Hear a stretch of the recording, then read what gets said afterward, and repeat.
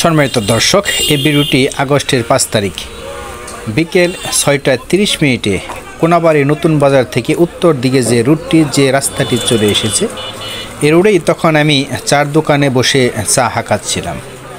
মানুষের বাদ ভাঙা উল্লাসে সবাই এভাবেই কোনাবাড়ির দিকে এগিয়ে যাচ্ছিল।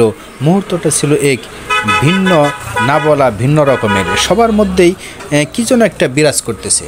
সবাই যেভাবে পারতেছে সেভাবেই এগিয়ে যাচ্ছে কোনাবাড়ির দিকে। কেউ খালি গায়ে, কেউ রাস্তার পাশে দলবদ্ধভাবে আলাপ করা, কোনো চায়ের দোকানে আলাপ করা, এ ধরনের আলাপে আলোচিত হয়ে মুখরিত হয়ে পড়েছিল প্রত্যেকটি কোনায় কোনায়।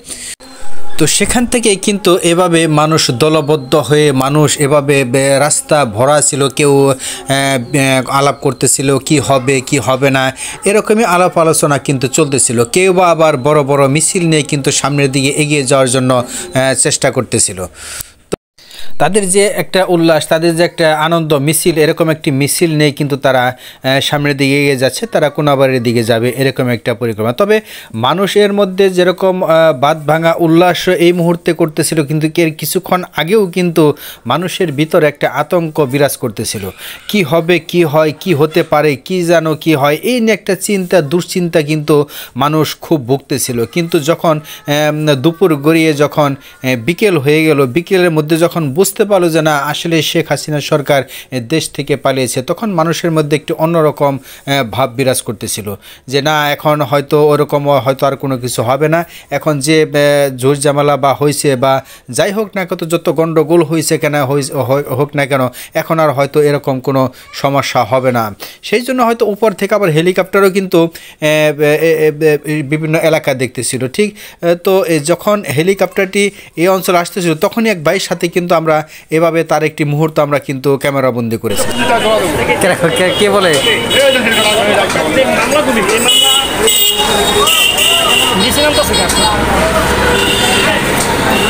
এরা কি বলে,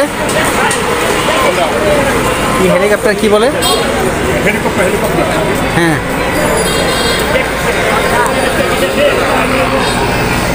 সব দেখতেছে, সব দেখতেছে। আত্মলো ভাই, আত্মলো ভাই, স্বাগত নাও ভাই, আল্লাহ সব দেখতেছে। স্বাগত নাও, স্বাগত নাও,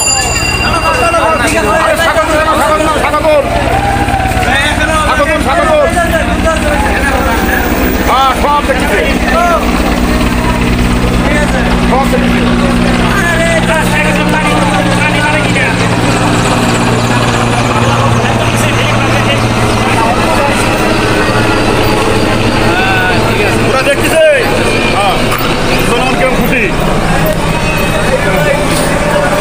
তো যে এই দেশে যে অবস্থা হলো তাতে আপনার কি প্রতিক্রিয়া, আপনার কি বক্তব্য? হ্যাঁ, আপনার ব্যক্তি মতামত জানান। ভালো এখন ভালো, হ্যাঁ। তার মানে আপনি চেয়েছিলেন যে সরকারের পতন হোক? হ্যাঁ, পতন হোক। মানুষের পারো নির্যাতন, আমার পাবনা লোক নির্যাতন হয়েছে বহু। অনেক আলেম লোক জড়াতেছে, পুলিশ দিয়ে ধরানি করছে, জেল খেলাইছে অযথা এই সরকার আমলে। তো এখন সামনে কি হতে পারে? আবার নির্বাচন হবে বলে আপনার মনে হয়? সিনাবাদ আজকে বলেছে, হয়তো ওরা আজকে বলেছে রাষ্ট্রপতি হয়তো আমার রাত্রি কথা বলবে, দেখি বলে আমার। এখনো বলা যাচ্ছে না কি হয়, আজকে হয়তো দেখা যাক সামনের দিনগুলোতে। তো সম্মানিত দর্শক, এভাবে ওনার সাথে কিছু কথা হয়েছিল। উনি হেলিকপ্টার দেখে অত্যন্ত খুশি হয়েছিল এবং সবাইকে, ওনার আশেপাশে যা ছিল সবাইকে হাত উঠিয়ে সবাইকে স্বাগত জানাতে বলছিল যে ভাই আপনারা সবাই স্বাগত জানান, যে না আমরা আসলে আছি। কিন্তু এভাবে কথা বলার পর এখানে যত লোকজন আছে আমরা যাই বলি না কেন, তবে এখন যে দেশের যে পরিস্থিতি, সেই পরিস্থিতিতে এখন আগামী দিনগুলো আমাদের সামনের দিনে ভালো যাবে। সবাই সবার ভুল বুঝতে পারবে, একসাথে আবার সবাই মিলেমিশে চলবো এবং একসাথে এই দেশকে গড়ব। এই দেশ যাতে সোনার বাংলায় পরিণত হতে পারে এই আশাবাদ ব্যক্ত রেখে সবার দীর্ঘায়ু এবং সুস্থতা কামনা করে আজকের মতো বিদায় নিচ্ছি।